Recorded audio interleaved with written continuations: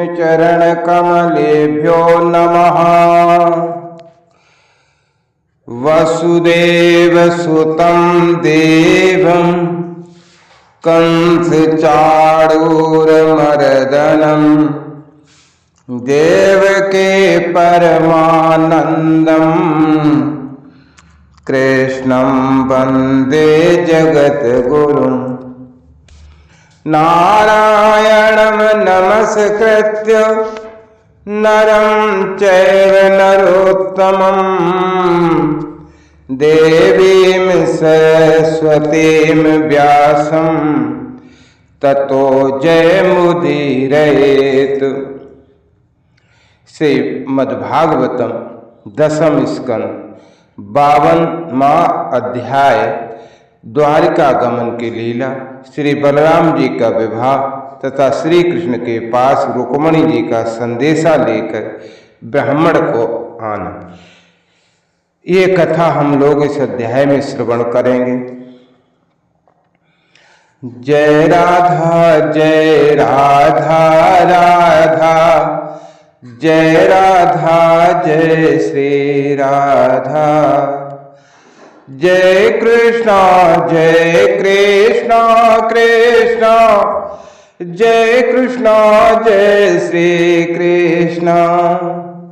श्री शुक उवाच एथं सो अनुगृहीतो कृष्णेनेच्छाकुनन्दन तं परिक्रम्य सन्नम्य निश्चिक्राम गुहामुखात्।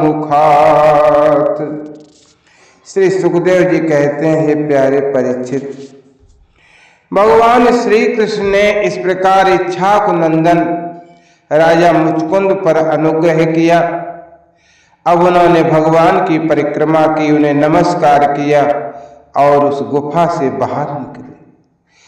उन्होंने बाहर आकर देखा कि सबके सब मनुष्य, पशु, लता और वृक्ष वनस्पति पहले की अपेक्षा बहुत छोटे छोटे आकार के हो गए हैं।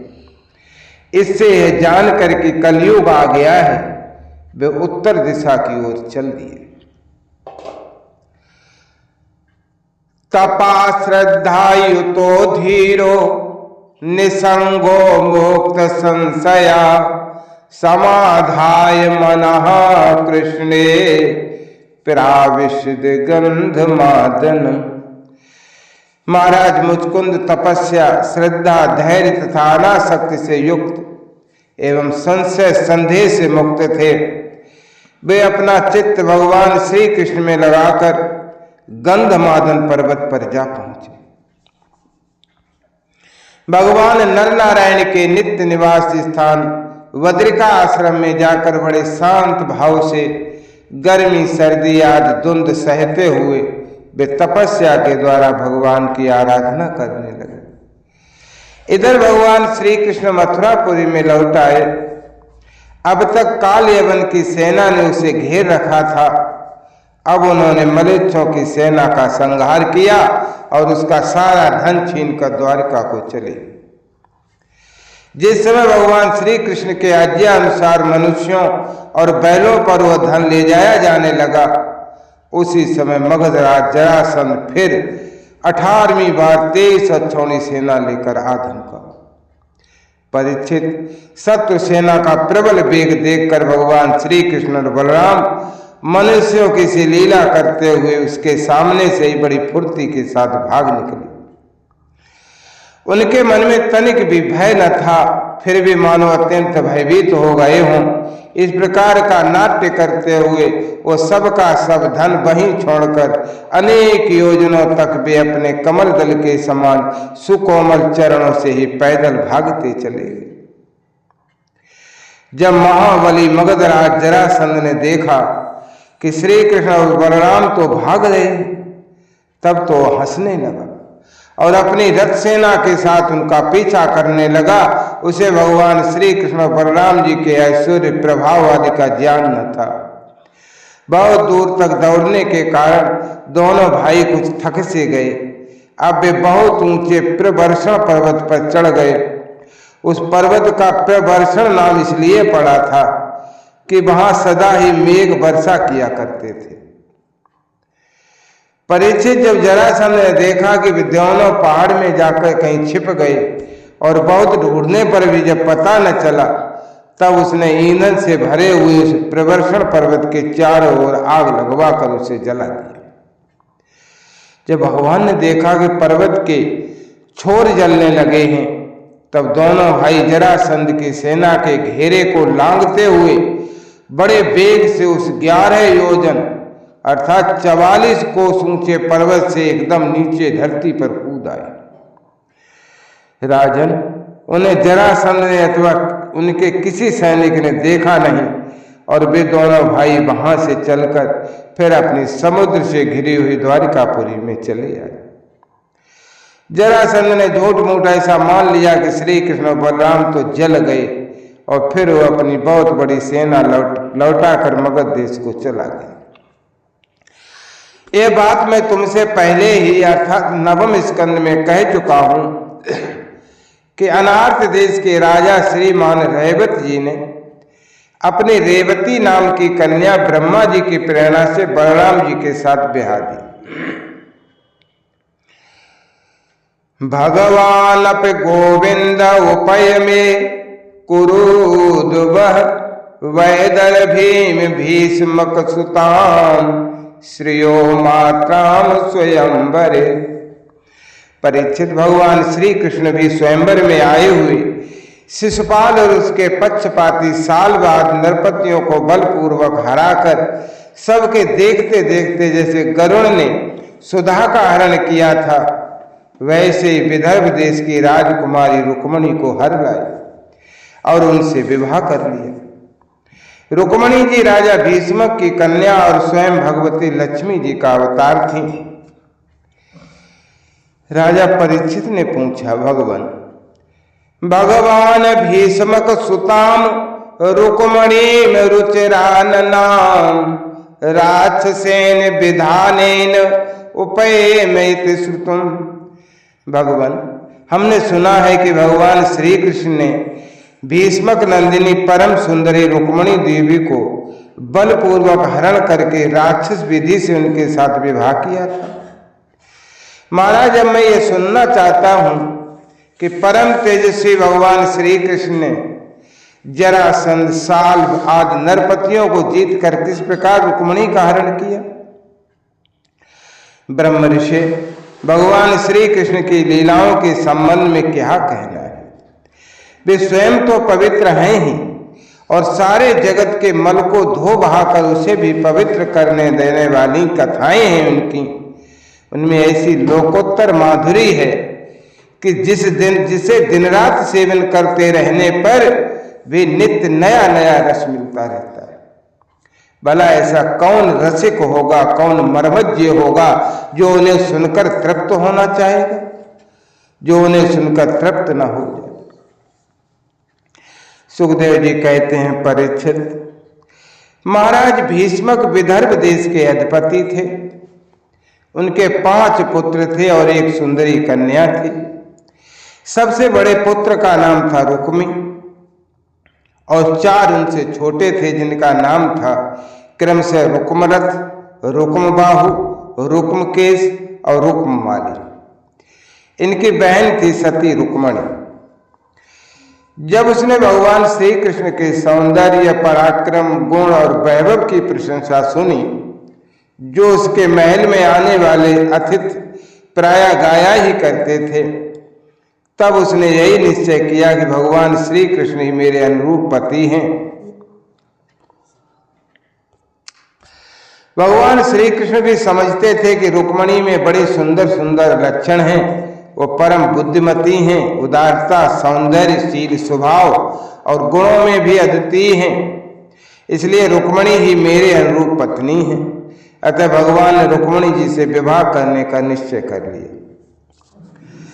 रुक्मणी के भाई बंधु भी चाहते थे कि हमारी बहन का विवाह श्री कृष्ण से हो जाए, परंतु रुक्मी श्री कृष्ण से बड़ा द्वेष रखता था। उसने उन्हें विवाह करने से रोक दिया और शिशुपाल को ही अपनी बहन के योग्य वर समझा। जब परम सुंदरी रुक्मणी को यह मालूम हुआ कि मेरा भाई रुक्मी शिशुपाल के साथ मेरा विवाह करना चाहता है, तब वे बहुत उदास हो गई। उन्होंने बहुत कुछ सोच विचार कर एक विश्वास पात्र ब्राह्मण को तुरंत श्री कृष्ण के पास भेजा। जब वे ब्राह्मण देवता द्वारिकापुरी में पहुंचे, तब द्वारपाल उन्हें राजमहल के भीतर ले गए। वहां जाकर ब्राह्मण देवता ने देखा कि आदि पुरुष भगवान श्री कृष्ण सोने के सिंहासन पर विराजमान हैं। ब्राह्मणों के परम भक्त भगवान श्री कृष्ण ब्राह्मण देवता को देखते ही अपने आसन से नीचे उतर गए और उन्हें अपने आसन पर बैठाकर वैसी ही पूजा की जैसी देवता लोग उनकी करते हैं। आदर सत्कार कुशल प्रश्न के अनंतर जब ब्राह्मण देवता खा पी चुके, आराम विश्राम कर चुके, तब संतों के परम आश्रय भगवान श्री कृष्ण के पास गए और अपने कोमल हाथों से उनके पैर सहलाते हुए बड़े शांत भाव से पूछने लगे कि कश्चिद द्विजवर श्रेष्ठ धर्मस्ते वृद्ध सम्मतः वर्तते नाति कृच्छेन संतुष्ट मनसा सदा। हे ब्राह्मण शिरोमणि, आपका चित्त तो सदा सर्वदा संतुष्ट रहता है न। आपको अपने पूर्व पुरुषों द्वारा स्वीकृत धर्म का पालन करने में कोई कठिनाई तो नहीं होती। ब्राह्मण देव, ये जो कुछ मिल जाए उसी में संतुष्ट रहे और अपने धर्म का पालन करे, उससे च्युत न हो, तो संतोष ही उसकी सारी कामनाएं पूर्ण कर देता है। यदि इंद्र का पद पाकर भी किसी को संतोष न हो तो उसे सुख के लिए एक लोक से दूसरे लोक में बार बार भटकना ही पड़ेगा। वो कहीं भी शांति से बैठ नहीं सकेगा। परंतु जिसके पास तनिक भी संग्रह परिग्रह नहीं है और जो उसी अवस्था में संतुष्ट है, वो सब प्रकार से संताप रहित होकर सुख की नींद सोता है। जो स्वयं प्राप्त हुई वस्तु से संतोष कर लेते हैं, जिनका स्वभाव बड़ा ही मधुर है और जो समस्त प्राणियों के परम हितैषी हैं, अहंकार रहित और शांत हैं, उन ब्राह्मणों को मैं सदा सिर झुकाकर नमस्कार करता हूं। हे ब्राह्मण देवता, आप कहां से और किस हेतु से और किस अभिलाषा से इतना कठिन मार्ग तय करके यहाँ पधारे हैं? यदि कोई बात विशेष गोपनीय ना हो तो हमसे कहिए, हम आपकी क्या सेवा करें।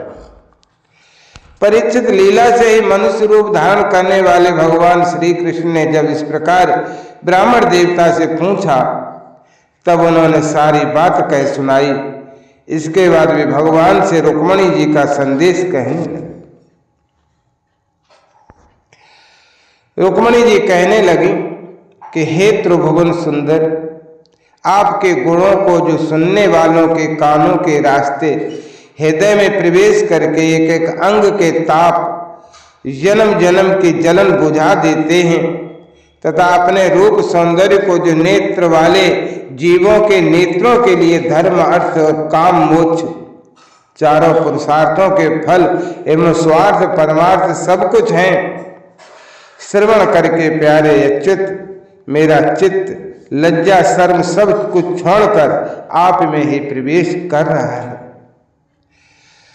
कात्वा मुकुंद महते कुलशील रूप विद्या वयो द्रवण धामि विरात्म तुल्यम धीरा पतिम कुलवती नृणीत कन्या काले नृसंग नरलोक मनोभिराम। प्रेम स्वरूप ही श्याम सुंदर, चाहे जिस दृष्टि से देखें, कुल की दृष्टि से, शील की दृष्टि से, स्वभाव सौंदर्य विद्या अवस्था धन धाम सभी में आप अद्वितीय हैं। अपने ही समान आप ही हैं। मनुष्य लोक में जितने भी प्राणी हैं, सबका मन आपको देखकर शांति का अनुभव करता है, आनंदित होता है। अब हे पुरुष भूषण, आप ही बतलाइए कि ऐसी कौन सी कुलवती महागुणवती और धैर्यवती कन्या होगी जो विवाह के योग्य समय आने पर आपको ही पति के रूप में वर्ण न करेगी। इसलिए हे प्रियतम, मैंने आपको पत्र रूप से वर्ण किया है। तन्मे भवान खलु वृत्ता पतिरंग जाया, मात्मार्पितस्य भवतो अत्र विभो विदेहि, मां वीर भागम विरमरसतुक चैद्याराद, गोमायुवन मृगपतेर बलिम मुजाक्ष। मैं आपको आत्मसमर्पण कर चुके हूं। आप अंतर्यामी हैं, मेरे हृदय की बात आपसे कुछ छुपी नहीं है। आप यहाँ पधार कर मुझे अपनी पत्नी के रूप में स्वीकार कीजिए। हे कमल नयन, हे प्राण वल्लभ, मैं आप सरीखे वीरों को समर्पित हो चुकी हूँ, आपकी हूँ। अब जैसे सिंह का भाग सियार छू जाए, वैसे कहीं शिशुपाल निकट से आकर मेरा स्पर्श न कर जाए। मैंने यदि जन्म जन्म में पूर्त, कुआं, बावली और खुदवाना, इष्ट इत्यादि करना, दान, नियम, व्रत, देवता, ब्राह्मण और गुरु आदि की पूजा की हो, तो हे परमेश्वर, आपकी आराधना की हो, तो वे मुझ पर प्रसन्न हो और भगवान श्री कृष्ण आकर मेरा पाणी ग्रहण करें। शिशुपाल अथवा दूसरा कोई भी पर पुरुष मेरा स्पर्श न कर सके। प्रभु, आप अजित हैं। जिस दिन मेरा विवाह होने वाला हो, उसके एक दिन पहले आप हमारी राजधानी में गुप्त रूप से आइएगा और फिर बड़े बड़े सेनापतियों के साथ शिशुपाल तथा जरासंध की सेनाओं को मत डालिए, तैस नैस कर दीजिए और बलपूर्वक राक्षस विधि से वीरता का मूल्य देकर मेरा पाणी ग्रहण कीजिए।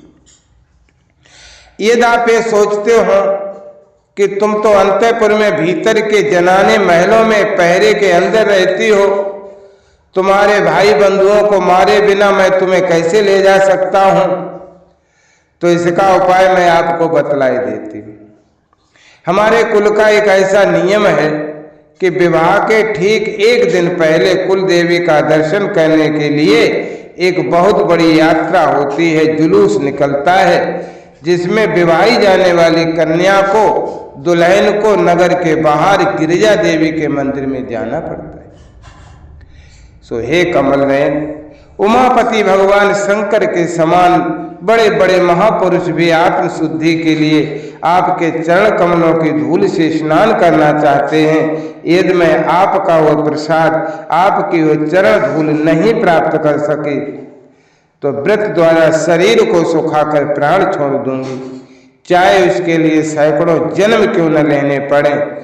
कभी न कभी तो आपका वह प्रसाद अवश्य मिलेगा ही। ब्राह्मण देवता ने कहा, युद्धवंश शिरोमणि, यही रुक्मणी के अत्यंत गोपनीय संदेश है, जिसे लेकर मैं आपके पास आया हूँ। इसके संबंध में जो कुछ करना हो आप विचार कर लीजिए और तुरंत ही उसके अनुसार कार्य कीजिए। इति श्रीमद्भागवते महापुराणे पारमहंस्यां संहितायां दशम स्कंधे उत्तरार्धे रुक्मणी विवाह प्रस्तावे 250 अध्यायः। जय राधा राधा, जय राधा जय श्री राधा, जय कृष्ण कृष्ण जय कृष्ण जय श्री कृष्ण।